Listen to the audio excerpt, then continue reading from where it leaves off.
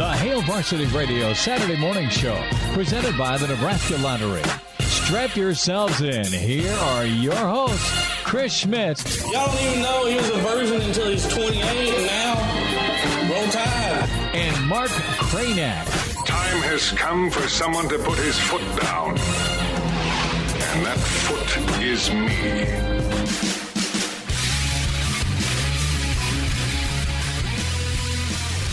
Mark, how we want to do this, huh? Well, maybe not. Maybe it's just Elijah Herbal with you on a Saturday morning edition of Hail Varsity Radio. Is there no one else out there? There you are, Mark. I was getting very scared for a second. I'll tell you what.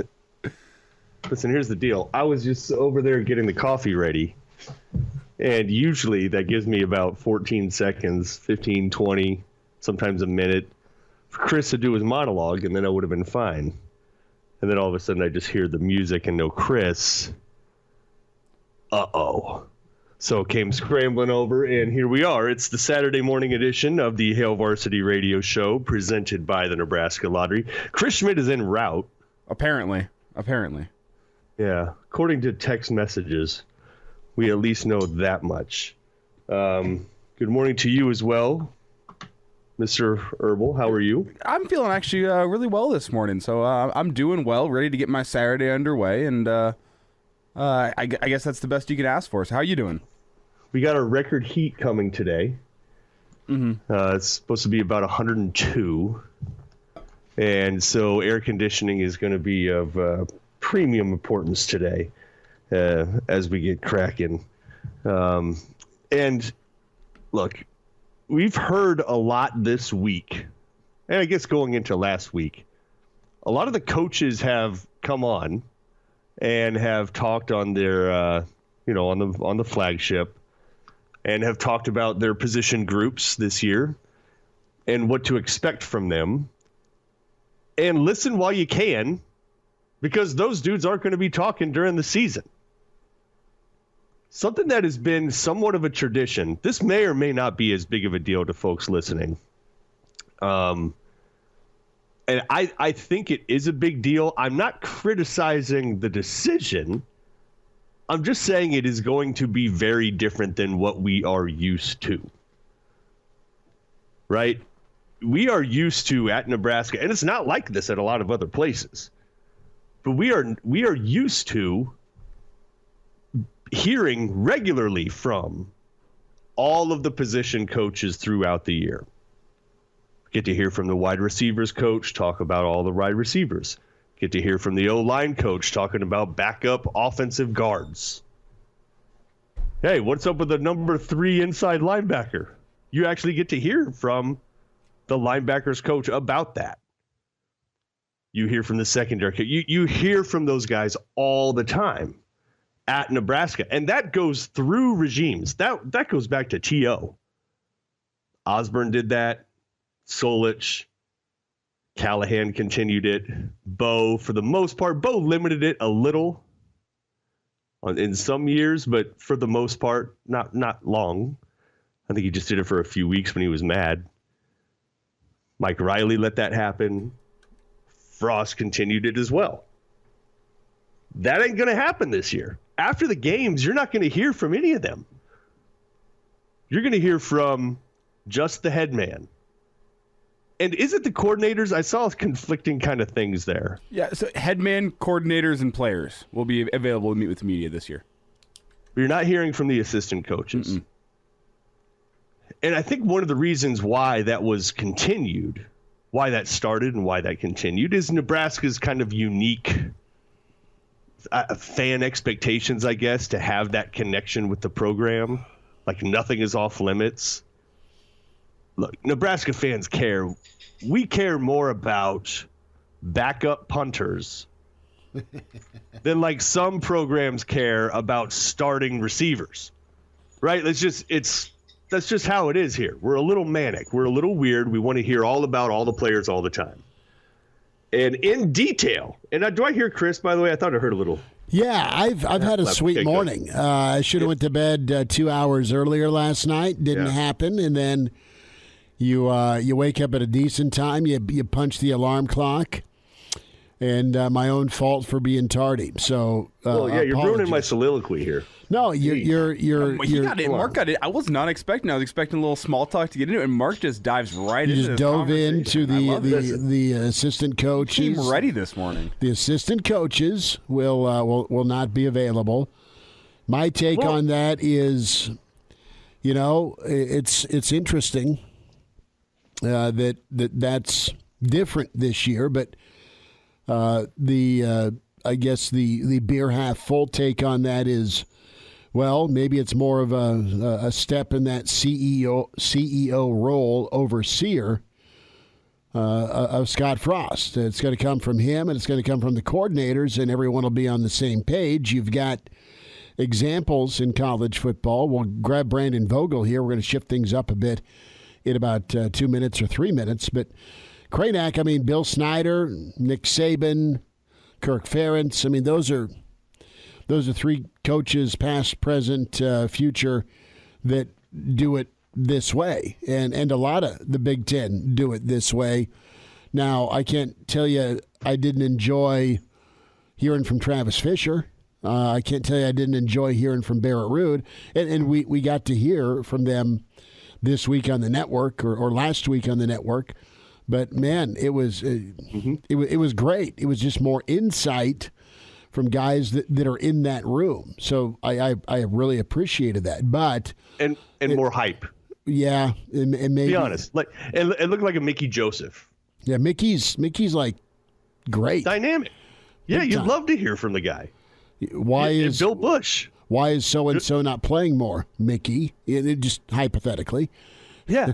And you get to hear from those guys. And he'd tell me. And would it be different than what the head coach would tell me? I don't know. But here's what I think is here's I think a factor. Okay. And again, I don't disagree with the decision. I think it's okay because it's kind of the norm in a lot of programs, right? So the positives of doing that, of having your lieutenants speak regularly, is that you just get more information to the fans. And that's really the only positives about it. It doesn't help the program, right? It doesn't. It helps the fans. It's another voice. It's more insight. Yeah. It helps us. It's cool. It helps the writers. It helps the radio folks. It helps the TV. There's just more sound bites, more variety. There's more insight. But it kind of bit Nebraska a few times. Look, if you could have forecast, if you didn't know there was a rift between Scott Frost and Greg Austin, all you had to do was listen to their contradictory words during post games. Scott, why aren't we running the ball better? Ask Greg Austin. Greg, why aren't we running the ball better? Well, let me call a damn running drill during practice, and maybe we'll get better at running the football. Those dudes were basically just having a cat fight via the media. Oh, in hindsight, when you think about it, really, you had Greg Austin just essentially calling out his boss, and then his boss kind of essentially calling him. It was just come on, man. And then how many times would it happen too, where there would be a question to Scott Frost, he'd be like, I don't know, you're going to have to ask Coach fill in the blank about that because I was focused on. No, I'm asking you because you're the head coach. Right. Well, I'm worried about offense. I'm worried about offense. You talk to the guy that's responsibility. Yeah, no, right. Totally, point noted, Coach, but this will sure up some inconsistencies. The hope is that it's all on the same page. It's one voice, and there you go. But it's a step in the CEO role. That's how I'm going to read it. And here's one thing that'll happen too. I hope he brings back the very famous Tom Osborne line. I believe it was on the Tom Osborne show hosted by Bill Dolman back in the day. Uh-huh. I believe it was there. It could have been on the radio. I can't remember exactly where it was, but he would get asked about, Bart Blinkman from, Cozad, Binkelman or whatever. And Tom would be like, well, he's in the program and doing a good job. And that was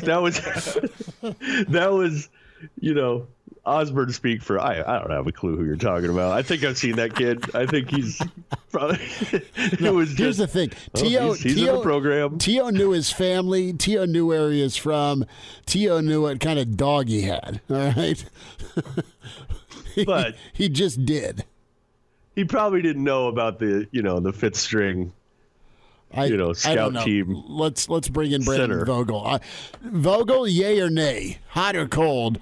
Did Tio know about the fifth string long snapper back in 1986? I mean, I'm betting yes. I'm betting your money and my money that Tio knew all names, all family members, all pets, and yeah, he could maybe give you a generality on the Tom Osborne show. But he had his eye in the sky walking around practice.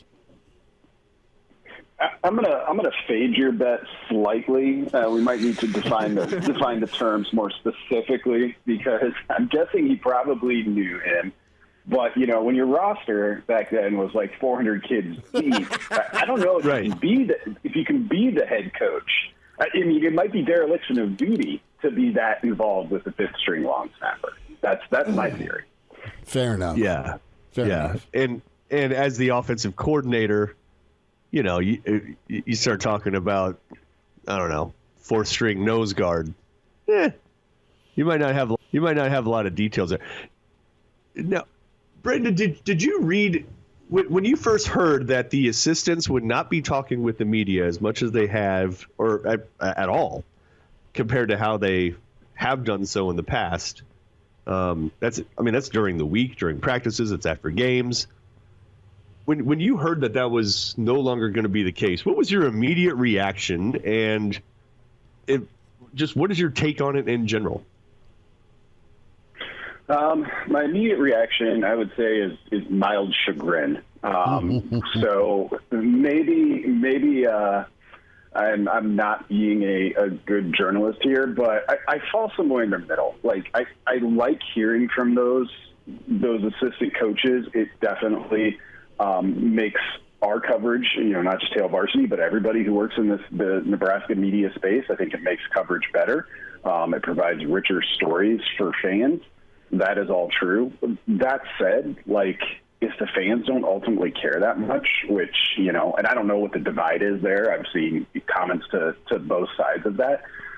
If the fans don't care that much, for me personally, I'm like, we'll be fine. We'll figure out a way. This is how it is.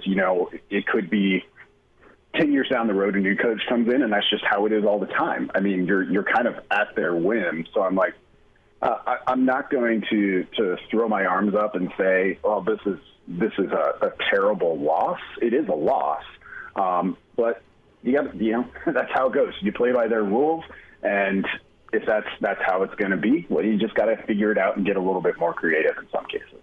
Brandon Vogel's with us here, Saturday morning edition of Hail Varsity Radio.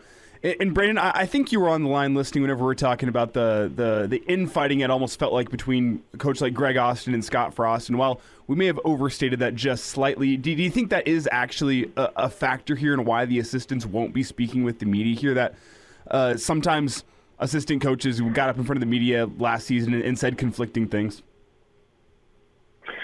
Maybe that's part of it. I mean, there was certainly some tension there. I mean, we know now we don't have to worry about that because Pitt's head coach said Nebraska's not going to run the ball, so that won't be an issue. But I think I think what you had here was, okay, there's a change. You've got new coaches on staff. It feels like a little bit of turning a new page. And when you already have turned a new page, well, it's kind of a way to slide some other changes in there that maybe that would have been your preference all along. That would be my guess as to what's happening here. Vogues, you shifted over to the Whipple Narduzzi spat, more one-sided, and Youngstown's finest doubled down later in the week on not only the Big Ten and SEC, but also just what his program is. And I was... It's kind of a car wreck I was watching where the guys had a win at Clemson early in his tenure. He went out of his comfort zone from the D'Antonio defensive coordinator gig to finally getting a head job. And then you fast forward to now on the heels of an 11-3, where you had a New Year's Day 6 bowl. And then you just start opening fire on a guy who put up 41 points for you. And you've been through, and now on your fifth OC. What did you make of it? Did he have a point? Do you hear his words and go, yeah, that's a defensive coach taking up for not hanging his guys out to dry with a tempo offense? Or did he seem kind of like a jackass and a little ungrateful because of what Pitt jumped to? I mean, it's been a long time since old Torty Dorsett was claiming the Heisman, right? It's been a long time since the Alex Van Pelt era, for God's sake. And Pitt was a top 10 team. He just seemed really bitter and kind of crass, quite honestly. Not, man, look where we're at, look what we did. But, man, that OC was in my way. I couldn't believe what I was hearing. I appreciate his honesty, but, man, he seemed like a baby.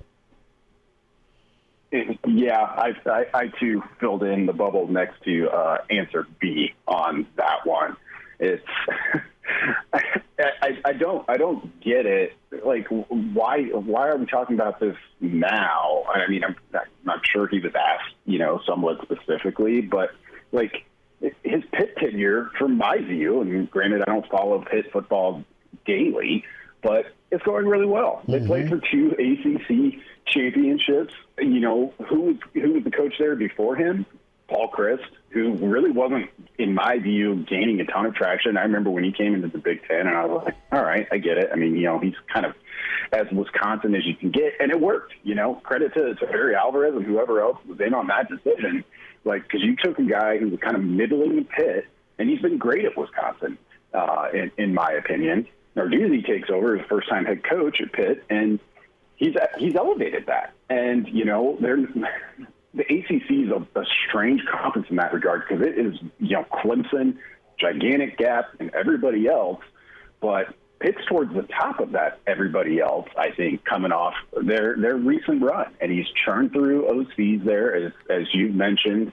It might just be a case of someone who we know, like, his reputation coming from Michigan State as a DC was, as good as you're going to find for a coordinator. And maybe that's just kind of his default setting. Is like, I love defense. Like, you set up the chessboard for me, and I'll beat you. And if he could play a full-time game that was only defense, maybe that was his preference. So it's hard to know if any offense is truly going to be what Narduzzi wants, or if it's just kind of in the way of getting his guys back on the field. And it's not the first time that Pat Narduzzi has talked about outgoing staff members and other staff members. He's a different cat. He's a different cat out there in the ACC for Pitt. To get back to not being able to hear from the assistant coaches. Now, you will be able to in fall camp. So this is during the season. You're going to hear from Chenander. You're going to hear from Whipple. You're going to hear from Frost. But that's kind of it. How will that change the coverage that we see? And do you think it will have that intended effect of Frost just trying to kind of limit the variables and the amount of stuff he has to deal with? Do you think maybe that is probably one of the bigger reasons why he made this move, is that he's no longer going to have to answer for what insert coach here said that maybe he didn't want him to say, or maybe he disagrees with, or whatever, and they just can keep stuff in-house and limit the amount of crap he has to deal with? Yeah, I think that's the objective, and I think it'll work. I mean, it should in theory. You just have less variables, and in terms of the coverage itself, I think when players are made available, they might get a few more specific questions about their position group, or a specific play or specific stretch in a game that in the past maybe you reserved to talk to the O-line coach or the linebackers coach or whatever it may be. But overall, so you still have that, linebacker could say, I thought I was supposed to be in the B gap, and, maybe that was entirely wrong. But you eliminated it from the 10 other coaches on the staff. So it should, I think, work to reduce that and kind of streamline the process a little bit. We'll see what in-season availabilities look like, but you'll have that big Monday press conference that we all watch, every Monday during lunch. And that'll kind of be it for a little bit until you get that Thursday update if the schedule remains relatively the same. So I think it will definitely streamline kind of the process. And like I said, just have to kind of get a little bit more inventive and creative with the stories that everyone's pursuing to fill out the week. Brandon Vogel's with us here, a Saturday morning edition of Hail Varsity Radio. And Brandon, we got Big Ten Media Days going down next week, and I want to get your take on the three that Nebraska are sending along with Coach Frost. It's Quentin Newsome, Garrett Nelson, and Travis Vokalek. When you hear those three, where does your mind go in terms of, team leadership and why these three are going to be the three that are representing the team? Yeah, so Garrett Nelson felt like a little bit of he would have been number one draft pick for me if I were choosing these three. So I wasn't surprised to see him go, and I think he'll kind of come out of Big Ten media. I mean, Garrett has a big personality. He's a ton of fun to interview, and he's also a player who's drawing a ton of preseason buzz nationally. So I think it's going to be a great event for him. Offensively, when we kind of got the Big Ten schedule and amongst our staff we're handicapping who we thought would go, I thought Vogelek could be in there. You look at the offense and how much new there is. He's kind of your steady presence on that side. So not surprised to see him going. Also, he's been someplace else in the conference, which adds a little bit of a wrinkle to just people talking to him at an event for the entire Big Ten. And Newsome was the one that surprised me. I think Nebraska had a lot of good options defensively. Ty Robinson is somebody who we've seen be up front and speak pretty regularly last season. You've got the two inside linebackers who are obviously really, really good players. I mean, truthfully, Nebraska could have sent 75% of its linebacking core, and that would have made sense to me. It wouldn't have been great because you wouldn't have anybody on offense to talk to, but those players have earned it and are kind of out there as three of Nebraska's best. Newsome getting looped into that group, I think, is an encouraging sign because what have we heard all offseason? Mostly from Travis Fisher, and Fisher is a competition always kind of guy, but he's talked about how much he needs Newsome to be that guy with everything Nebraska has to replace in the secondary. I think this is at least an initial acknowledgement that to this point he is assuming that role. Brandon Vogel's with us. It's Hail Varsity Weekend presented by the Nebraska Lottery at Brandon L. Vogel. On Twitter's where you follow him, managing editor with Hail Varsity. Vogues, I want to look at the Big Ten West and the quarterbacks. You have a number of returning quarterbacks. You got Illinois with their guy. You have Iowa. You have Minnesota, Wisconsin. I mean, everybody, it seems like, except for Helinski at Northwestern, you have some familiar faces, and of course Nebraska's situation. Of the West, O'Connell at Purdue. What team can survive average quarterback play the best? I mean, who could emerge in spite of their quarterback in the West? Yeah, good question. I mean, Iowa did it last year. It maybe survived more than average quarterback play last year, and just with how it's structured, I think it's always going to be a top candidate. It's built that way. It is built to succeed a pretty low threshold for what it needs from its offense. So that's probably number one. Minnesota is a little bit that way. Morgan's interesting if you're just kind of ranking the returning or the presumed starters in the West. Behind O'Connell, I think Morgan might be my number two. And he's really steady. And then occasionally, it's happened twice against Nebraska, I think, occasionally blacks out for 60 minutes and completes 80% of his passes and has an amazing game.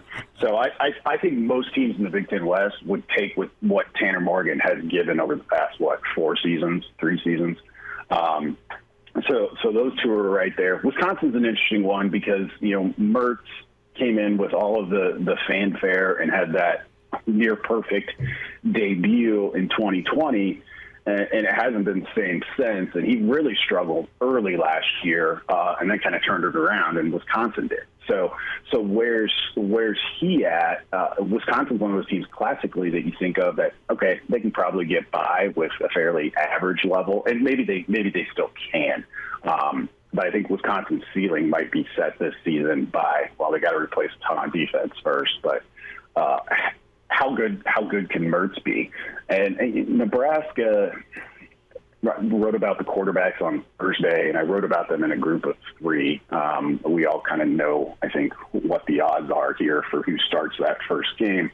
But I think if Nebraska can get to a point where it can be a little bit more quarterback independent, that's where it needs to be. Because you can look back really to the start of the Taylor Martinez era and say, it's had to rely on the both excellence and limitations in some cases of its quarterback. It's all run through the quarterback for Nebraska for the past decade plus. And, getting away from that, particularly in this division, in this conference, I think is where Nebraska needs to get to. Can they get there this year? We'll see. Brandon Vogel with us on Hail Varsity Radio. And just one more thing before we get you out of here, Brandon.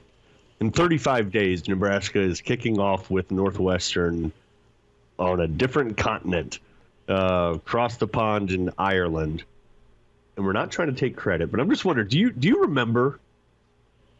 It was 2017. I had a friend over from Ireland, and we were talking about the Ireland game and started kind of tweeting at College Football Ireland. And remember they started reacting when there was just sort of hey, Brainiac wants credit for a lot of Irish people Ireland in Nebraska. You should consider booking Nebraska for this game. And then it actually happened. Look, we're not going to take full credit.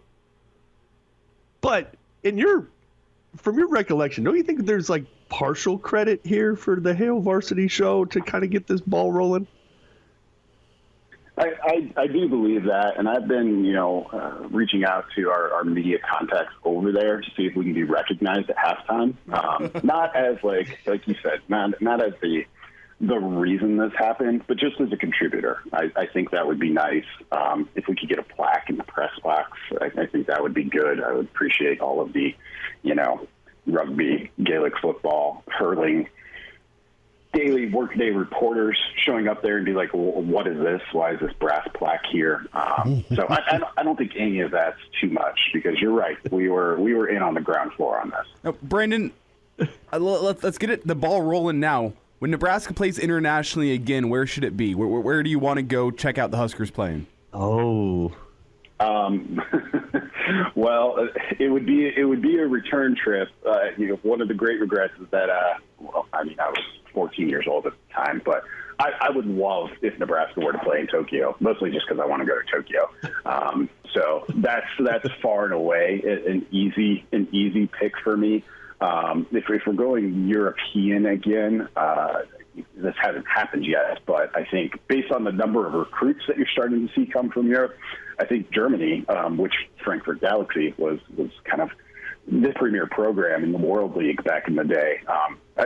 I also really enjoy visiting Germany. So give me a Munich, a Berlin, something along those lines, and I'd be pretty happy. How about this, Munich in October? Boom. Perfect. Love it. Well, and we will not get into the Bob Devaney international incident in Tokyo that may or may not have happened. Vogues. How about Nebraska versus Rutgers and Lebanon? Because who doesn't want to go to Lebanon? It's beautiful that time of year. Vogues, enjoy. Hugs to your family, and we will see you in Indy, brother. All right. Thanks a lot, guys. There is Brandon Vogel with us. Our rewind will come up here in about 20 minutes or so with Brett Ciancia from Pick Six Previews, his take on the Huskers in Big Ten West. Gary Sharp in less than an hour. Guys, that was a good way to kick it off. Uncle Kelly emails in Chris at hailvarsity.com. Hail Varsity absolutely deserves a participation trophy for making this Ireland thing happen. Cranack, I have been efforting to find November 4th, 2017, that edition of Hail Varsity Radio with our dear friend Ted, who made an appearance on the show. I think it was a Saturday morning edition before the tough Northwestern game. Yeah, and he's trying to hook us up. We'll hear about it more as we get closer to the time frame, but there's some work happening as we speak to land where the Hail Varsity show will be. And early returns are that it could be at a place called the Mary Cobbler. Yes, we're a nice little classic Irish pub that has like the classic signage that you would imagine an Irish pub would have that is walking distance to the stadium. We'll see how that shakes out. That'll be good. A quick timeout, more hour one. Jumping ahead of myself, it's Hail Varsity. We're presented by the Nebraska Lottery. Pardon the interruption, but I'd like to save you some money. I'm Brandon Vogel, managing editor of Hail Varsity, and I wanted to offer listeners of this podcast $10 off the price of an annual subscription. That means that you can get everything we produce, 10 issues of our monthly magazine, our annual football yearbook, and all the premium content we produce at hailvarsity.com. Just go to hailvarsity.com/subscribe and enter the promo code GBR for $10 off a full year of Hail Varsity. That's hailvarsity.com/subscribe, promo code GBR. Early to rise with Hail Varsity Radio, the voice of Husker Nation. Here's Chris Schmidt and Mark Cranack. Back with you. It's the weekend edition. It's Hail Varsity Radio, presented by the Nebraska Lottery. Chris Schmidt, Mark Cranack, Elijah Herbal. Big thanks to Brandon Vogel for getting things going this first hour. Coming up here, Brett Ciancia, Pick Six Previews, and the Iron Horse, Gary Sharp, will join us. Numbers to get in, open phone lines for you here the next 20 minutes at 466-3776 or 1-800-825-5865. Can find us on Twitter at Schmidt_radio, at Herbal Essence for Elijah Herbal. Can for sure email the show, Chris at hailvarsity.com. So, Cranack, we touched on some of the stories of the week. That was Narduzzi v. Whipple. Also, the assistant coaches kind of off the board here during the season. We are 35 days away from kickoff with Big Ten Media Days just around the corner. And when we talk about Nebraska going into Indy and just the storyline in Nebraska, I mean, it's up there where you have, first and foremost, conference expansion. Kevin Warren will address things on Tuesday. When you get to adding USC and UCLA, that's no small feat. You have the reality of, is Michigan here to stay, or does Ohio State bounce back? Quarterbacks are always intriguing in the league. But Nebraska will be a big storyline, the fifth year of Scott Frost, and what an opportunity for Nebraska to change that conversation about where they've been versus where they can go. And it's really intriguing with all those new faces. And it comes on the heels of a 11-2 roster reset by Mel Tucker, and he showed you could do it. Aside from the Ohio State game, Michigan State had a great season. Purdue stung a couple of really good teams last year when you look at Iowa and Michigan State. But for the most part, Sparty is going to be a storyline. They're just kind of on the periphery when we talk about some of the big stories. But Nebraska will be up there as well.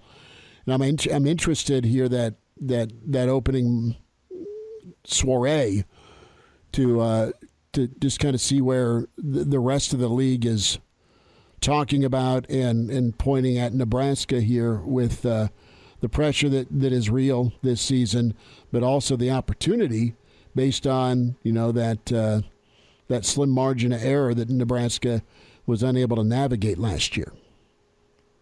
Yeah, it's kind of been a similar story with Nebraska and Elijah, by the way, I do have a little echo in my ear from myself. Just throwing that out there if there's anything you could do. If not, I will soldier on. That's why they pay me the big bucks. When does the check come? But I'm curious about if it'll be different for Nebraska this year than most years, where generally Nebraska's storyline is a lot of talent. They've recruited better than anybody else in the West. They have for a couple years anyways, you got kind of an innovative coaching staff and a different approach to offense than a lot of the other teams. So Nebraska's always been kind of this outlier, plus has seemingly had more talent than anybody in the West, and is oftentimes picked among the top in the West to win it. And then the season starts and the season ends and Nebraska's nowhere near the top. So will this be different? I think is probably the bigger question, because again, you look at it on paper in terms of star power for recruits or folks you have on the rosters for transfers, whatever you want to say. Nebraska ranks right up there personnel wise on paper. And that has been the case for a while. But it hasn't translated. So you do wonder maybe the patience level and the level of questioning that Frost will get about kind of from the outside looking in. It sort of looks like a bit of a desperate plea or a desperate play by, firing half your staff, bringing in an all new staff, and then bringing in 15 transfers. That's a huge number. And probably 8 to 10 of those guys will figure into the 2 deep right away. So it's Nebraska's an outlier once again, but for different reasons. How's that echo sounding now, Mark, by the way? I think it's all solved, Elijah. Bless you for that. Look at that. No, it's not. I just heard myself again. Well, soldier on. What are you doing? All right, this is what is on paper. It needs to translate onto the field, and it's been that way for Nebraska. I mean, routinely they've been top 3 or 4 in the league, more so 4th when it comes to what they've recruited. They've been behind Ohio State, they've been behind Michigan, they've been behind Penn State, and that's all right. It's really okay when you look at population base. Now Nebraska's having a banner year with in-state prospects for 2023. And the talent level continues to rise in this state, but it's time to produce for Nebraska, and they have an opportunity to do so because it's never easy to go get a win in college football, but it's a little bit more manageable this year with the schedule, and based on the talent you've brought in, you should do better than you do worse against your own division opponents. Your crossover schedules, Rutgers, and it's Indiana. And, it's at Michigan. But you avoid Ohio State, Michigan State, and Michigan for the first time in quite a while. Well, you have Michigan. But I'm saying those 3. Okay. That's what you're saying. Yeah. So it's doable. Nebraska just hasn't got it done. But I'm intrigued here by the offensive line. I'm intrigued by the quarterback options. And assuming the offensive line does take a step forward, that run game could help complement. Back to Whipple here for a moment.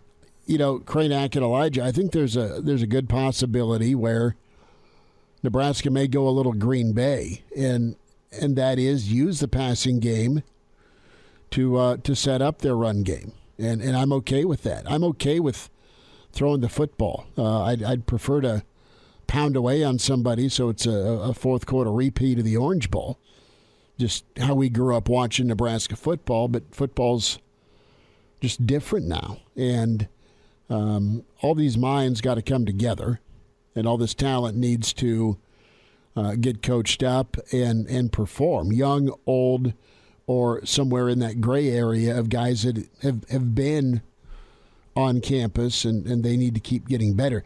That's my big thing is with Raiola.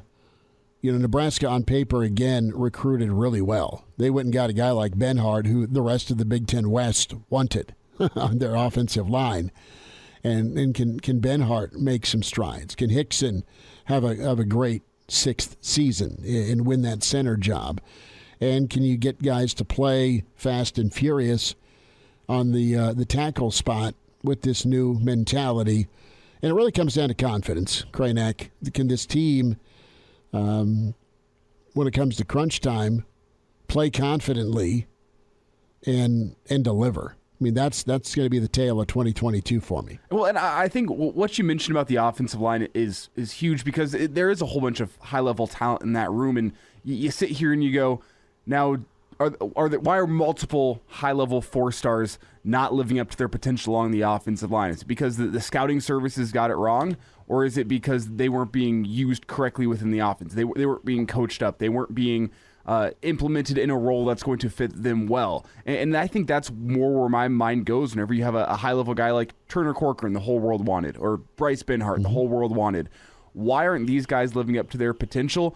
I don't think it's because these guys physically can't cut it in the Big Ten. I don't think it's that. I think they're good football players. I think they're good football players. I think they've committed themselves to the weight room and to building themselves into the body types that are needed to compete in the Big Ten, but there's still a disconnect between that and their performance on the field. Now, I think that's why there is still some optimism around this offensive line because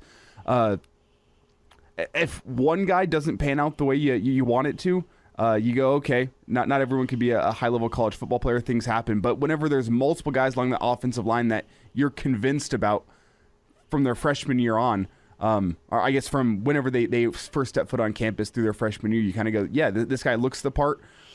He's going to be a high-level Big Ten offensive lineman. It doesn't happen. It makes you wonder about the coaching in that room, I think, at least under Greg Austin. I guess I can say the name. It makes you wonder, like, well, what's going on in that room?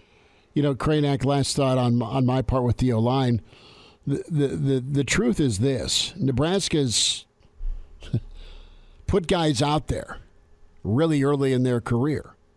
What do we talk about with the lines of scrimmage? It's like the ficus plant you have in your office, right?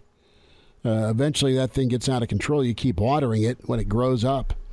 Well, Nebraska's played a lot of young guys, ready or not. And you're going to take your lumps, and hopefully you turn into something good.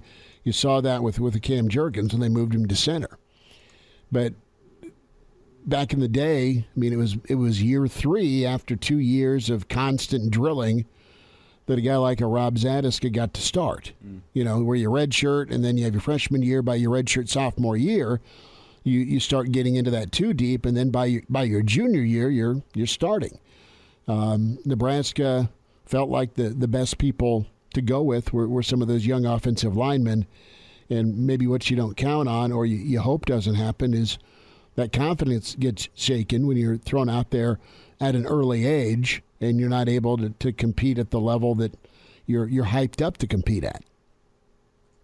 Yeah, and look, coming into this year, Benhart, it'll be his 3rd year playing a lot. Corcoran will be his 2nd year playing a lot. Trent Hickson has, he started a couple years ago. At the guard spot, you got a couple players that have, whether it's Ethan Piper or Henry Lutovsky would, I guess, be the one guy that hasn't played a lot. Prohaska played a couple games last year and looked to hold that down. So you're bringing back guys that have some experience for the most part, let alone some of the transfers that have come in that have a chance too, like a Kevin Williams, maybe like a Hunter Anthony, that have played quite a bit of football in their day too. So you do have options from that standpoint. And you're right, offensive line out of any position, especially in the Big Ten, feels like unless you are ungodly talented, like some of the 5 stars that Ohio State and Michigan get, you really do have to develop. You have to eat your way into that position. You have to lift your way into that position. And like Elijah said, I feel like they have done that. I don't think you're looking at slobs there, right? You got good frames. You got guys that are experienced. You got guys that are body-wise ready to go. And so I guess we will get a better look this year at whether or not the instruction and coaching or philosophy that they were under the tutelage of, maybe was part of the issue. Scott Frost seems to think so. He made that move. So I think you'll see right away whether or not. And look, because you're not going to have time. It's not going to be a thing. Well, let Donovan get his program in there. Let Raiola figure it out with his guys. It's not an option. They got to be able to play right away. And I think we'll know pretty quickly, especially against a Northwestern team that will likely get their defense right compared to last year. That's been the one constant with Pat Fitzgerald. Last year was an aberration. They're pretty stout defensively, and they make you earn things, which means your offensive line better be on point. I think we'll get a good look very early at whether or not that gamble's paying off. It's Mark Cranack, Chris Schmidt, Elijah Herbal. Hour 2 on the way. It's Hail Varsity Radio Weekend. We're presented by the Nebraska Lottery. Like what you hear, high-quality radio and podcast is part of what we do at Hail Varsity. Hey, it's Chris Schmidt with Hail Varsity Radio, and I wanted to offer listeners of the Hail Varsity Radio Show podcast $10 off the price of an annual subscription. That means that you can get everything we do. 10 issues of our monthly magazine, our annual football yearbook, and all the premium content we produce at HailVarsity.com. Just go to HailVarsity.com/subscribe and enter in the promo code GBR for $10 off a full year of Hail Varsity. That's HailVarsity.com/subscribe, promo code GBR. The Hail Varsity Radio Saturday Morning Show, presented by the Nebraska Lottery. Strap yourselves in. Here are your hosts, Chris Schmidt. Y'all don't even know he was a virgin until he's 28, and now, roll tide. And Mark Cranack. Time has come for someone to put his foot down. And that foot is me. Let's preview some Big Ten action, some Husker football. Brett Ciancia with his Pick 6 previews to talk some Huskers and Big Ten. Brett, good to spend time with you. Thanks for joining us today. Yeah, thanks for having me on. It's exciting to be talking about the 2022 season. I just released my 11th annual season preview book, first time in hard copy form after a decade of PDF only. So excited to see that come to life in paper form. Excited to break it down in what's going to be a very competitive Big Ten West. Well, you can go to pick6previews.com to find info there at Pick6Previews on social media, on Twitter, to get your hard copy ordered. And, Brett, you've been doing this a long time. You love jumping in on Power 5 programs. We always talk about the Big Ten West being wide open with a lot of leans towards Wisconsin because historically they've been the team that's done it. I know Iowa went to the Big Ten title game last year. When you look at this upcoming 2022 season, what do you make of the West? Who specifically, before we get to Nebraska, who sticks out? What's the gap like between who your favorite is and who's in contention? It seems like there's a lot of logjam going on with the West usually. Oh, absolutely. It's a very competitive division, one that gets overlooked nationally, honestly. I like a lot of these programs. Had a chance to talk to a lot of the head coaches, P.J. Fleck, Jeff Brom, and Brett Bielema. So I have Wisconsin winning it. They're a proven product year in and year out, especially on defense. I know they lose a lot of starters, but Jim Leonard, one of the best defensive coordinators in the game, and really the offense clicked when they found Braylon Allen, their freshman running back last year, and you're going to see that again, the usual Wisconsin big power running attack. But from there, it was really wide open for second, and I cover all 66 Power 5 programs myself. I do all the conferences myself. So the hardest one, I think, was trying to find a second-place team in the Big Ten West, because I could make the argument for Nebraska, for Minnesota, for Iowa, and Purdue. All really strong teams, and I think they're trending in the right direction. I ultimately picked Nebraska for number 2 in the West, and we'll break it down between those 4. But very competitive spot and one of the hardest divisions to analyze. Brett, before we get to Nebraska, can you quickly take me through Wisconsin? I mean, a lot of people have been saying that this offense needs Graham Mertz to take a step in 2022 if they want to win the Big Ten West. Do you think that's a fair assessment? And is Graham Mertz a guy that can take a jump in order to lead that offense? So I think that, at Wisconsin, you don't need a guy that's going to put up 40 touchdowns and put up 5,000 yards and really air it out. You just need competent play. You need to minimize the turnovers and stay ahead of the chains. And I know that sounds simplistic, but that's really what has been Wisconsin's formula for 20 years. And you started to see that. You started to see him grow. So in September and October, the first 2 months of the season, he only threw 3 touchdowns, threw 7 picks, 3-7. But over November in the bowl, it shifted to 7-4, touchdowns to picks. So he started to improve. He finished over the back half of the year in the top 5 in Big Ten quarterback rating. I think that he takes a step forward. But, yeah, the key for them is their rushing attack. Braylon Allen, like I mentioned, an All-American candidate there, definitely all-conference caliber. And then it's this so-called grit factory, as they call their defense, under Jim Leonard. It's a 3-4 base, and I know they lose, like I said, a lot of guys to the NFL, but it's a proven product over there. They reload every single year, and they were right there behind Georgia as the best defense in the country last year. Brett Ciancia with us, Hail Varsity Radio, Pick 6 previews, talking Big Ten football, the West race. And let's get into Nebraska. How did Nebraska end up number 2? What are some of the attributes they have that made Nebraska the pick for you in a competitive division? Yeah, so I do my advanced stats, my game grader formula that breaks it down further than just the win-loss record, and I'm watching 4 screens for 14 hours every Saturday in the fall. I try and catch it all, watching spring games and everything. And Nebraska is really a case study from last year. They went 3-9, but 8 one-score losses. It's an NCAA record. You watch them; they move the ball so well per play. The yardage per play metrics were all great. It's just they struggled and were terrible in the turnover department and in the red zone. They couldn't cash that into points. But they made a couple changes. I really like the transfer class coming in. It's a top 10 transfer class, and they were better than the record showed last year. And I think they have a higher ceiling than the other contenders with Iowa, Minnesota, Purdue. With Iowa, they're limited by their offense, really struggles, and it's the same core of guys again. I just don't see that changing for them. Minnesota's got to reload both lines, offensive line and defensive line.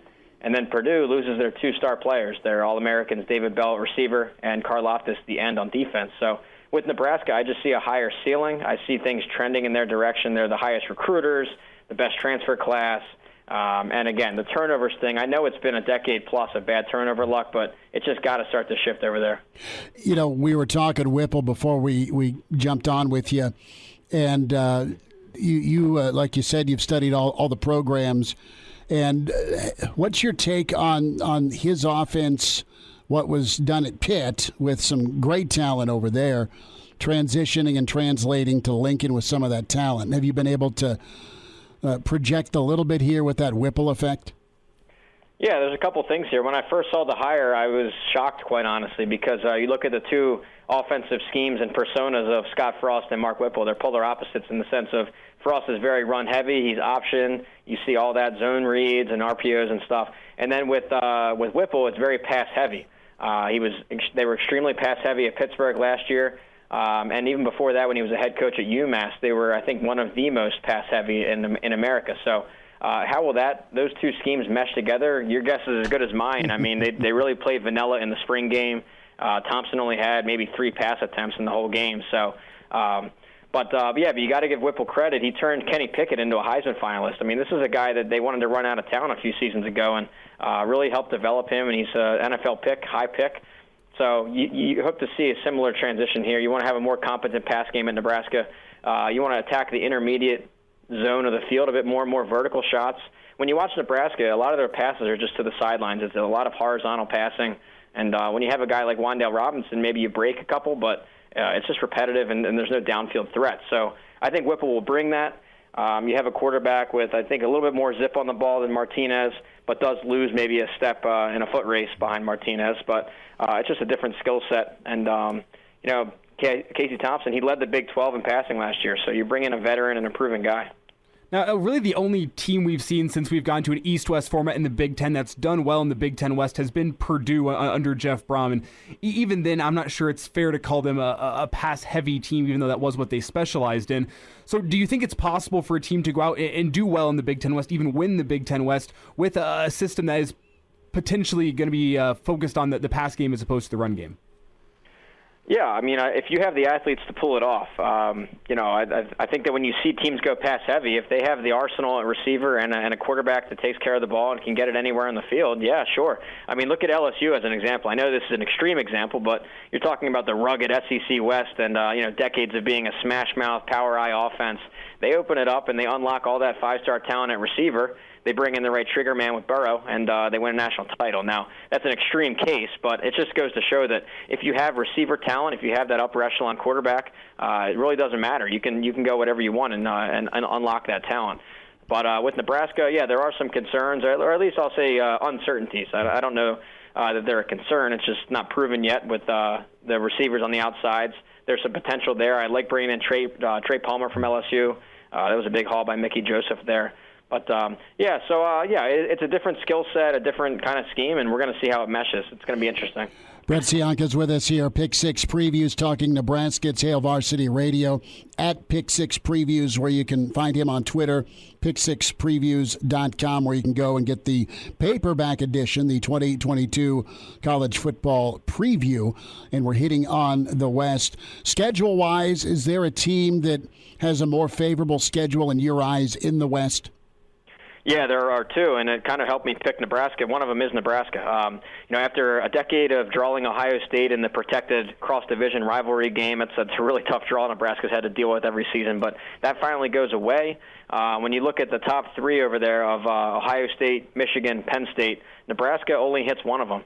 All other contenders have to hit one or two, especially when you factor in Michigan State. Everyone hits two except for Nebraska and Purdue. So the two schedule boosts that I saw were Nebraska and Purdue when you look across division. But, I think that's a welcomed change for Nebraska.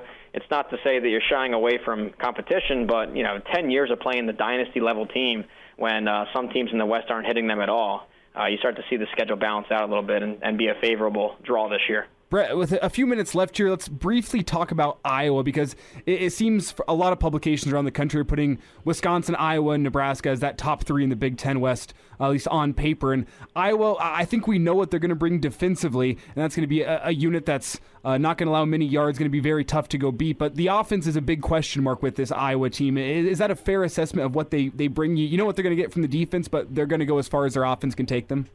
Yeah, it's funny, Chris. I mean, for my preview book, I could probably just copy and paste it every year for Iowa. It's the same formula, and that's a compliment and also a limitation because the defense is incredible. I mean, they lead the country in interceptions and turnovers, takeaways over X amount of years. They do it every single year, and that reloads again. It could be Phil Parker's best defensive line, if not the deepest he's had there. So they're going to be strong in the front seven again.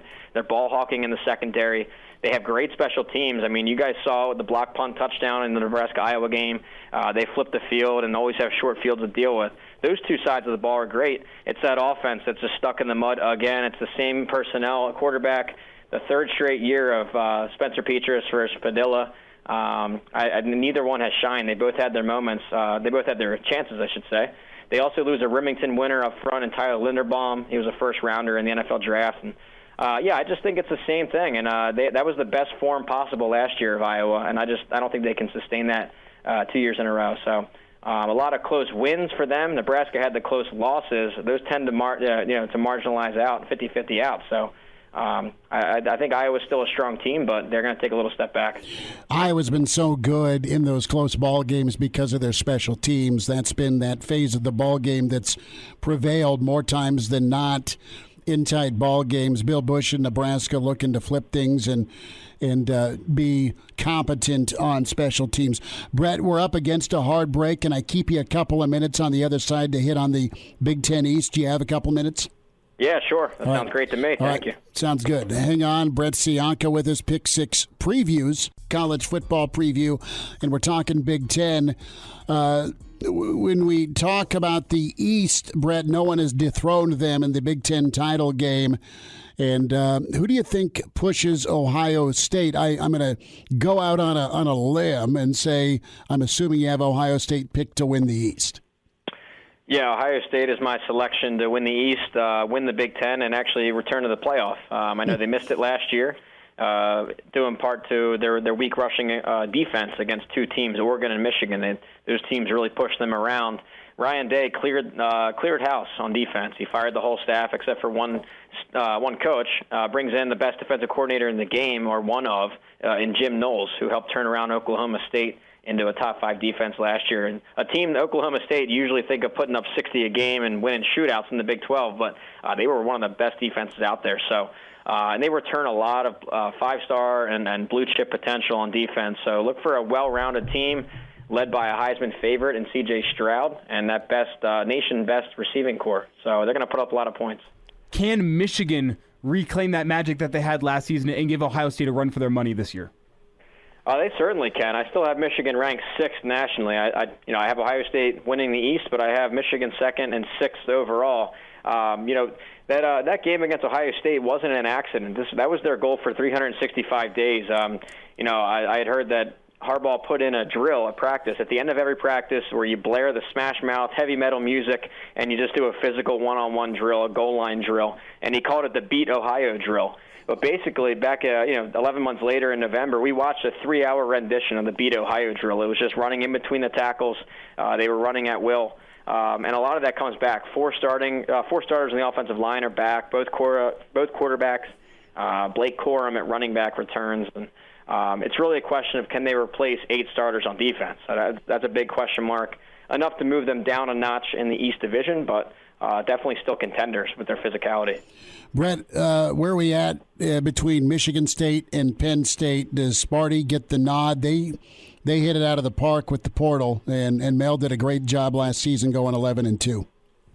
Yeah, I actually flipped those two. I have Penn State 3rd and then Michigan State 4th, and it's not to take away from what he pulled off last year. It was one of the biggest year-over-year win increases ever, going +9 in the win column. So incredible turnaround last year with Mel Tucker at Michigan State. But when you look at a lot of their games, watch their games, look at the stats, a lot of them were I don't want to say fluky, but they were one-score tight games. The Nebraska game comes to mind where Nebraska dominated that second half. It didn't allow a single first down, but one bad punt goes for a touchdown and flips the game result. So long story short, Penn State was on the other side of that, a lot of one-score losses. I think they're a more proven product for 2022. Better recruiting program. They just signed a top 5 recruiting class. They're best in 20 years out there. So, I think Penn State moves back up the ladder and takes down Michigan State a notch. Brett, does James Franklin have any reason for concern if this season doesn't live up to expectations out in Happy Valley? I think that so I'm based out of Pennsylvania. I'm not a Penn Stater, but I'm around a lot of them, alumni and former players, everything. And I think that this recruiting class bought him an extra year. The pressure leading up to last year was, hey, you got to start signing the top in-state talent. You got to win the state. Pennsylvania produces a lot of blue-chip talent, and they were getting away. But this 2022 class he just signed in February was number 5 in the country, kept all those in-staters at home, a lot of 5-star guys, skill players all over the roster. So I think that buys him an extra year. Get those guys on campus and see how it turns out over the next 2-year sample. But, I hope it's on a hot seat because they just signed a huge contract, a 10-year deal. I can't even imagine what the buyout is there. They'd be underwater for a while. So I don't think there's too much pressure. You want to start winning those one-score games. It's kind of like Nebraska. They had 5 one-score losses at Penn State last year. So flip those tight games, and you have a whole different narrative, a whole different season for Penn State. Brett, before we get you out of here, I know you're a Heisman voter, and we had a couple Heisman candidates in the Big Ten last season, and C.J. Stroud and Kenneth Walker, and I want to get your take. We assume C.J. Stroud's going to be another Heisman candidate this year, probably Jackson Smith and Jigba too. Any other guys that you're watching preseason as potential Heisman guys in the Big Ten?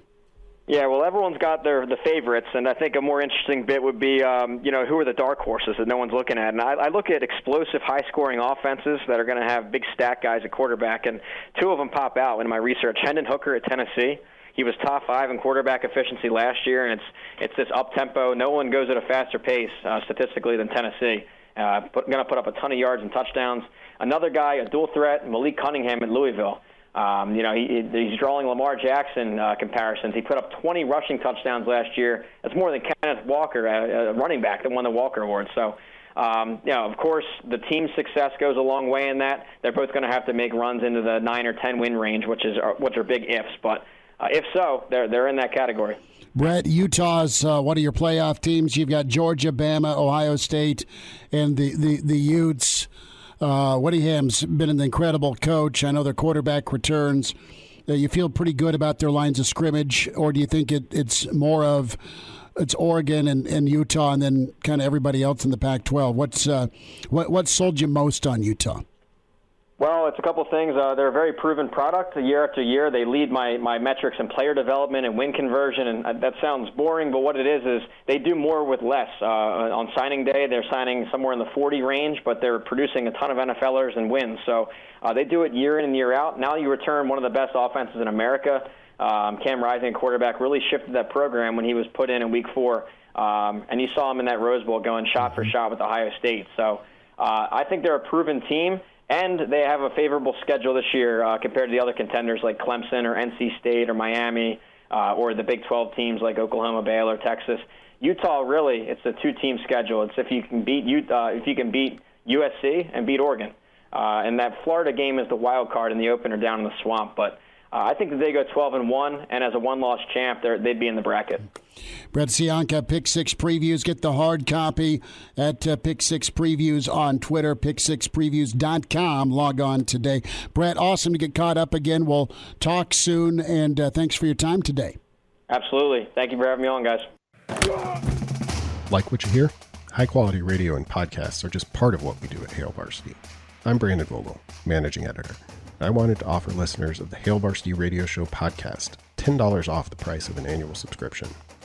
That means that you can get everything we do, 10 issues of our monthly magazine, our annual football yearbook, and all of the premium content we produce at hailvarsity.com. Just go to hailvarsity.com/subscribe and enter the promo code GBR for $10 off a full year of Hail Varsity. That's hailvarsity.com/subscribe, promo code GBR. Glad to have you back. Yes, sir. You heard me right. Here are the guys, Schmidt and Kranak. Well, Hector, here's the game plan. You're going to bring us 2 absolute martinis. You know how I like them, straight up. And then precisely 7.5 minutes after that, you're going to bring us 2 more. Then 2 more after that every 5 minutes until one of us passes out. Excellent strategy, sir. Back with you, weekend edition, Hail Varsity Radio, presented by the Nebraska Lottery. Chris Schmidt, Mark Kranak, Elijah Herbal. We welcome in the Iron Horse, Gary Sharp. Sharpie, 35 days, man, till kickoff. How we doing? Good. You know what? This is the last time we will talk that there will not be like football stuff going on in this state. I know. And it's wonderful that we're so close to. We've made it. Yeah, we've made it for sure. We're going to see that goal line, that finish line, and a lot to get into with Nebraska and media days on the horizon. I want to start off in the world of recruiting, though, and get your reaction to Malachi Coleman, Lincoln East product, top dude on Nebraska's board that's still uncommitted, moving up his commitment date to October 15th from what was supposed to be December. What's your take? Well, so this is just my opinion. I have been pretty solid that Malachi is going to go to Nebraska for a long time, even with the dabbling with Oklahoma and Michigan and some of the great offers that he has gotten. I think the official visit back in June and who he was here on his official visit with and who he got to be around has changed a lot of things. That kind of solidified it for Nebraska. Now, as long as Nebraska has a football program next year, I believe that Malachi Coleman will be part of it. Unless Nebraska football decides to dissolve the sport and not have anything in the fall, then Malachi Coleman will not be at Nebraska. But Mickey Joseph will be at Nebraska regardless in 2023. And so I believe that his relationship with Malachi is super strong. And, you know, from the just looking at it, when you have a prospect like that you have spent a lot of time with, that has come down and has hung out with your guys, you know, it's important that you reel him in. It almost, to a point, and again, this is my opinion, feels like a silent commitment that he has told Nebraska that he is in, because you look at Nebraska and how they're recruiting in wide receivers and maybe a spot here or two that could have been open, but they're saving it for Malachi. So I believe that on October 15th, barring any major change, he will say yes to Nebraska. Gary, really fast, sorry to jump ahead of you there, Mark, but you said something interesting. You said regardless in 2023, Mickey Joseph will be at Nebraska. And is that regardless of what happens on the field this season? If Nebraska goes 4-8, you think Mickey Joseph's still going to be at Nebraska come 2023? Yes.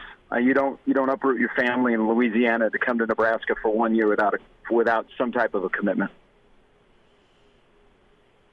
Gary Sharp with us, Hail Varsity Radio. Hey, now, Gary, you mentioned that Mickey Joseph will be back in 2023 regardless. Look, contracts say one thing all the time, right? It's just signed through 2030. But you can still get rid of people. But you're confident that he's back regardless of what happens with Frost? I believe whatever happens this year, and hopefully this isn't a scenario we're talking about, that Mickey will have, if Mickey would like to stay, he's going to stay. And I think if you're looking at Nebraska football moving forward, regardless of who the head coach is, Mickey Joseph needs to be part of it. Mickey Joseph, the way he is recruiting, the way he's evaluating, the kind of energy that he brings to the program and the other intangibles, you gotta keep him in your program. Again, Mickey Joseph at this point in his career, guys, he didn't leave the family in Louisiana. The whole family came to Lincoln. They didn't come here for 1 year. They came here for a commitment to Nebraska football. And that's why I believe that as long as he wants to stay here, he'll stay here. Gary Sharp's with us, the Iron Horse. It's Hail Varsity Radio. Sharpie, a lot of intrigue with this Nebraska football season, and let's spend a minute here on, well, the quarterback spot and those guys that protect the quarterback, the offensive line. That's one of the position groups that has been zeroed in on. What are you hearing, if anything, about the health of the two projected tackles? How are things moving along for Big Ted and a guy like Turner Corcoran? What's the word, say you? I think, first of all, Teddy's a Sunday guy. And, whenever you have a knee injury like he had, you got to be really, really careful. But he has gone through all of the steps, and he's made the progress, and he's hit the dates of when he's supposed to be here, and there. And, he's one of those guys who's going to be tough to keep off the field. So I think he will be full go 35 days from now, but you're going to have to watch him a little bit. And then I think another thing to keep in mind with Teddy, and I love Teddy. I think Teddy has really, really changed my opinion, because I worried about him after his senior year in high school watching him play. But he got to a place where he's got good competition coming at him every day, and he responded, and he's a Sunday guy. But he still hasn't played a lot of football, even though part of the football that he has played is trying to hold off a monster like Aiden Hutchinson. So I think Teddy will be fine. He's just going to need to play some football, and you're going to have to keep a little bit of an eye on him in terms of his snaps and where that knee is and how he feels.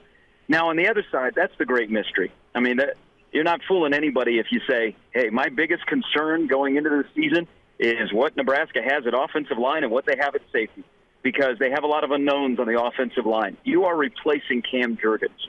You might have taken Cam Jurgens through the ringer in his career at Nebraska, but let's be honest, Cam Jurgens was about the only solid thing going on that offensive line from week to week last year. Don't just overnight.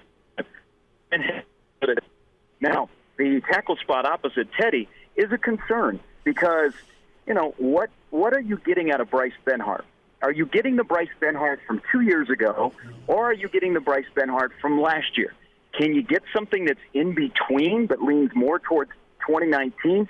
Can Donovan Raiola uncork something in him to get him to play to his ability? Because then there's like a domino effect, guys. You know this, that if Benhart works out a tackle, okay, then you might have some options with Turner Corcoran. Does Turner Corcoran go inside where he feels more comfortable? But what if Benhart isn't able to lock down that right tackle spot? Does that mean that, okay, Corcoran's back in play and that kind of messes things up, and is Benhart then kind of that's the last gasp? So that's one of the more interesting position battles that's going to happen over the course of camp. But I think ideally for Nebraska, they would like Bryce Benhart to win that job, and then they'll be able to do something with Corcoran, maybe at a guard spot, to keep him in the lineup as well. Gary Sharp is with us on Hail Varsity Radio. Go over to the other side of the ball, and one of the touted transfers coming in, O'Shawn Mathis out of TCU. And stats are one thing. You got to look at the context of the whole team, blah, blah, blah. But it's not like this guy put up incredible numbers last year. Now listen to this. 5 quarterback hurries, 5, 3 pass breakups, and then sack-wise, he was at, what was he at? He was at 4. Yet people are talking about him as this true pass rusher that's going to really change things on the defensive line for Nebraska. Are we maybe putting a little too much stock in the impact that Ochaun Mathis will have, or was it because he was part of a bad defense that he just got double-teamed a lot? I'm just not seeing the production to warrant maybe the hype that we're hearing about him. So if you, and that is very valid, Mark. I mean, I thought the same thing in your first glance at his numbers, and then you go back another year and you're like, okay, who is this guy? Now, I think there's part of, it became a position of need for Nebraska. Nebraska beat Texas, and when Texas is involved, it ratchets it up the attention on someone. Here's what I personally, they just need him to be very, very good. Do they need him to be all Big Ten? Well, that would be ideal, but I don't think they need to have him come in and be a world beater. But I'll be very curious on his impact because he'll draw some attention. I mean, Nebraska, their edge guys are going to go against maybe the best offensive tackle they'll see all year opening day for Northwestern. I mean, Northwestern has a first-round offensive tackle. So what does it do? What is the impact of Ochaun Mathis on a Garrett Nelson or a Caleb Tanner? Whoever's playing opposite of him. But I expect Mathis to be a contributor, Mark, but I'm not ready to go, man, he's going to be the most dominant guy in the Big Ten, and he will be the number one impact transfer. I just need him to be solid week in and week out. Gary Sharp is with us here on the Saturday morning edition of Hail Varsity Radio. And Gary, when you look at how this defense stacks up right now, do you see a potential all-conference guy on the defense, a guy that the offenses are going to have to come into a week of game prep and say, this is the guy that we have to prepare for. If we don't take care of him, he's going to cause some issues? Well, you would love to say Garrett Nelson, and because of that's a position where you can look at numbers and performance and go, okay, there's an all-Big Ten guy. But I will tell you, I think it is a good sign for Nebraska if their two inside linebackers are garnering all Big Ten. I think Luke Reimer is the best football player on this roster, just pure football player. Luke Reimer is that guy. And if you can get Reimer, who is still battling a little bit, he's got a little hiccup in his step, but he'll be ready to go next week. And then you get Nick Henrich, who had a full, healthy season. If those two guys can play again, keep them healthy, play over 700 snaps again and give you the productivity that they gave you last year and maybe step up their game a little bit, if they were in the neighborhood of getting all Big Ten honors, I think that's a huge, huge sign of where this defense is for Nebraska. And think about it, in the Big Ten, those two guys are going to get a lot of car collisions coming at them, and how they handle them will go a long way in what Nebraska does. Gary Sharp is with us, weekend edition, Hail Varsity Radio. Sharpie, let's go to the safety spot. And you've got some candidates. You're wondering if Farmer can solidify part of that back end. You've got Deshaun Singleton that's gotten some praise. Buford also is a guy that has flashed and impressed Travis Fisher. Concern, or do you think there's enough choices there to kind of reload in that secondary as we look at 2022? It's as I said, offensive line and safety are my major concern, and I'm really concerned about safety. Travis Fisher has coached himself into some options, recruited himself into some options, but there's some major unknowns before you play 35 days from now. And you would hope it'd be that Miles Farmer, because he's played a lot of football, but what Miles Farmer are you getting? Because you can't have the Miles Farmer in the last half of last year. You can't have a guy that can't get lined up right and can't tackle. I mean, you're just asking for it. And you also have to be cognizant, that's a position that had a couple of NFL guys playing last year. Guys, as we go through the season, it's going to become pretty clear, even with Newsome and maybe another new face back there. Man, Nebraska defensive backs bailed them out a lot last year. And it's not like you just flip it overnight and we go, hey, Travis Fisher's got this taken care of. Well, he may, but not initially, because he's replacing three basically NFL guys and a lockdown cornerback. But safety is a position that is wide open, but they've got to figure it out. I wonder how many comfortable candidates they'll have when they play 35 days from now. And then does that impact what kind of a defense they play in the back end? You know, do they play more of a specialty defense where they get an extra player on the field that is one of those hybrid guys that's been cross-trained to play safety and cornerback? But safety is a concern, and you'd like those positions to be locked down sooner than later in camp, in my opinion. Well, you said it, Gary, that, Markel Dismuke and Deontay Williams, they missed a few, Dismuke in particular, missed a couple tackles here and there, but there were very few, just busts where there was a guy. They were generally in the right spot, and they generally made the tackle. Pretty solid safeties overall. Now coming into this year, there's a guy that I think everybody was super excited about when he committed. Athletically, he looks fantastic. He was in the U.S. Army All-American game, talking about Noah Pola Gates. He has gotten very little playing time. Does that come down to what you alluded to of just being in the right spot and being there consistently? Is that what's holding him back?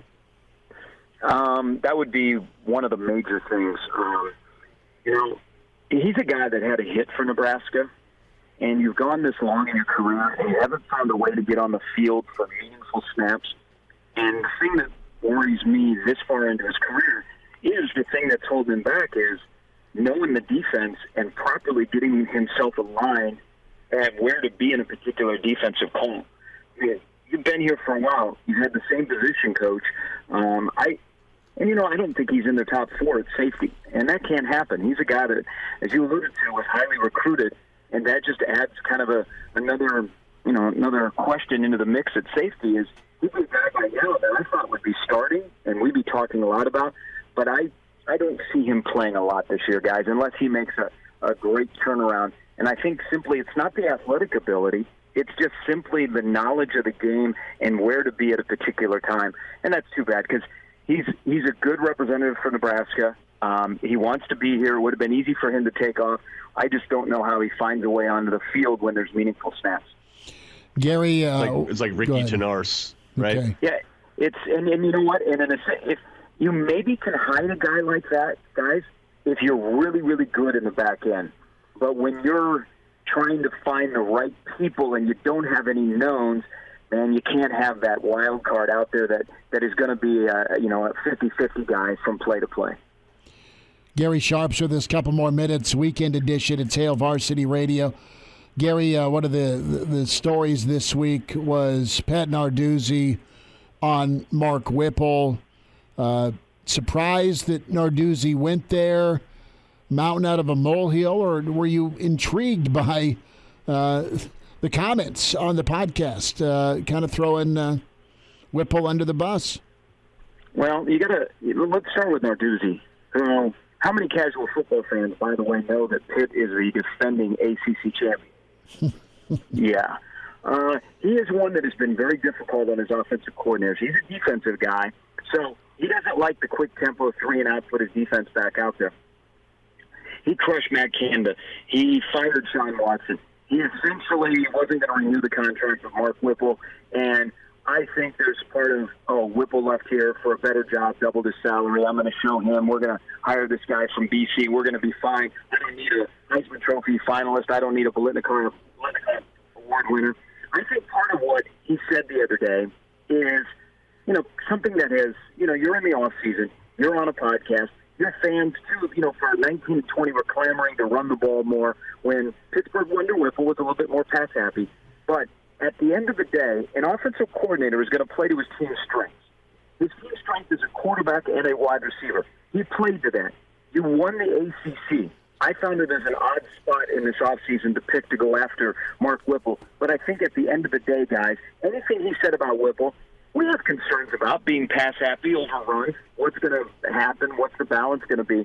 This became personal. It's petty. It's something that's probably lingered for a few years at Pittsburgh. And I'm on a podcast, and all of a sudden I go, hey, this is what I'm going to talk about. Because if you listen to it, it was really unsolicited that the hosts weren't going, hey, let's talk about your former OC. Narduzzi kind of gave it up himself. I'm going to follow up with that real quick. Now, let's fast forward to 2022 with Whipple and Nebraska. What do you think he wants his strength to be as an offensive coordinator when you look at this Nebraska offense? Well, I think the intermediate passing game to be very strong, get the ball out quick, be able to run the ball when you want to run the ball. You probably, if you put him on the spot and said, if I say play to your strengths for this offense, Coach, what is it? he may not know for sure right now. He may know what he wants to do, but may not know in crunch time what he can rely on. You know, we all say, well, will he be 50-50? Here's the big thing for me, is they'll play to their strengths, and you'll play to the capability of the people that you want to have the football. Not like we've gone through the last couple of years of, I'm just going to call plays to call plays because I think this is what works here.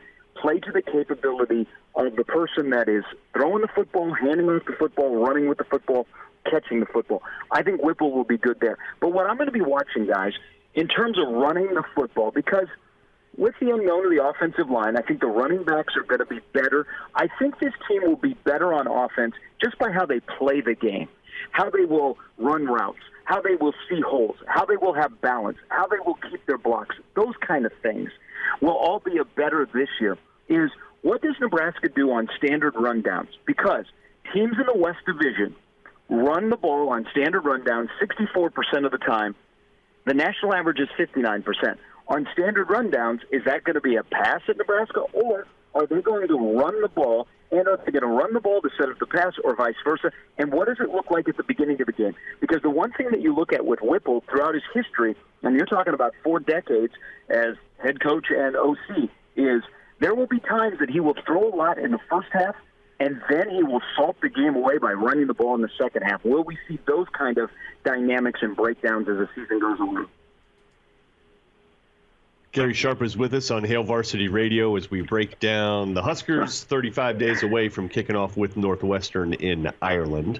Let's take a look at the running back spot. You just alluded to it. And it kind of seems like a 4-horse race, if I'm not mistaken. I think you have Jaquez Yant in the mix. You have Anthony Grant in the mix.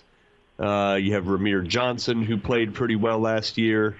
And then coming off of the knee injury, you got the, I guess, man, I don't know with COVID and everything else if he'll be considered a freshman or not again, but Gabe Ervin Jr. is also in that mix. What about like an Emmett Johnson and A.J. Allen, the true freshmen coming in? Do you think they have a chance? It seems like Nebraska is stocked with its best collection of running backs that it has had in some time. How do you think it shakes out? I agree. It's deep, and I think there's a plan for how they're going to use the running backs. I think the 2 young running backs, at some point this year you're going to see them, but not initially. I mean, I love A.J. Allen. I think A.J. Allen is the future at that position for Nebraska, but not necessarily this year. I think Anthony Grant probably goes into camp next week as the front runner. And then there is Gabe Ervin. Then there's Ramir Johnson together. And then Slimmy Yant is the 4th guy. Now, I wonder, guys, do you think this year that Ramir Johnson will catch more footballs than he runs, or will it be close to even, considering how they want to use him in the slot and the kind of hands that he has, that he ran it 112 times last year. He caught 16, but it's not going to be as quarterback run-heavy this year. What does that do to Ramir's numbers? Again, do you guys think that he will catch the ball as much as he runs the ball, or even has more receptions than he has rushes?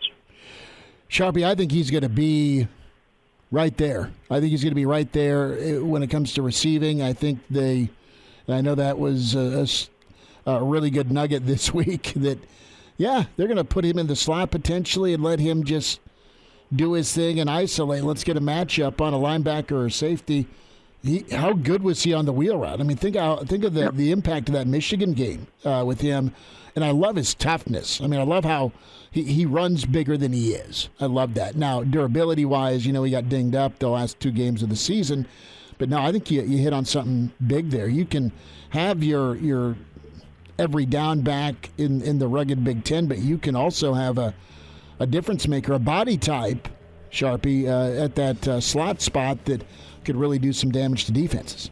Yeah, I think there'll be chess pieces. He's another chess piece you have that with good hands and good speed, that if you get the ball in space in his hands, what can he do for you? I'm very curious.